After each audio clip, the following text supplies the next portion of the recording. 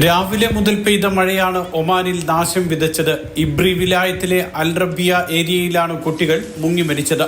കനത്ത മഴയെ തുടർന്ന് രൂപപ്പെട്ട വെള്ളക്കെട്ടിൽ വീണായിരുന്നു അപകടം.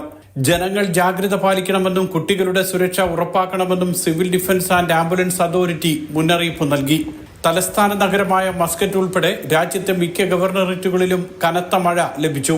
കാറ്റും ഇടിമിന്നലും ആലിപ്പഴ വർഷവുമായാണ് പലയിടത്തും മഴ പെയ്തത്. നിരവധിയിടങ്ങളിൽ വാദികൾ കരകവിഞ്ഞു. സൗത്ത് അൽബത്തീന, മസ്കറ്റ്, അൽദാഖിലിയ, സൗത്ത് അൽ ഷർക്കിയ, നോർത്ത് അൽ ഷർക്കിയ തുടങ്ങിയ പ്രദേശങ്ങളിൽ ശക്തമായ കാറ്റുവീശി. മുസന്ന വിലായത്ത്, സുവായിബ്, കബൂറ എന്നിവയുൾപ്പെടെ വടക്ക് തെക്കൻ ബാത്തീനയിലെ ചില വിലായത്തുകളിലും ഇടിയും മിന്നലുമായിട്ടായിരുന്നു മഴ. വെള്ളം കയറിയതിനെ തുടർന്ന് നിരവധിയിടങ്ങളിൽ വാഹന ഗതാഗതം തടസ്സപ്പെട്ടു. മസ്കറ്റിലെ പ്രധാന റോഡുകളിലെല്ലാം ഉച്ചയോടുകൂടി ഗതാഗതം സ്തംഭിച്ചു. മസ്കറ്റിലെ പാർക്കുകളും താൽക്കാലികമായി അടച്ചു. വാദികൾ കരകവിഞ്ഞൊഴുകുമെന്നും കടലിൽ പോകുന്നവർ ജാഗ്രത പാലിക്കണമെന്നും അധികൃതർ നിർദ്ദേശിച്ചു.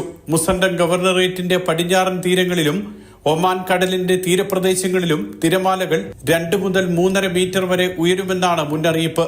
ശക്തമായ മഴയും കാറ്റും നാളെയും തുടരുമെന്ന് കാലാവസ്ഥാ നിരീക്ഷണ കേന്ദ്രം അറിയിച്ചു. Mathrubhumi news, Muscat.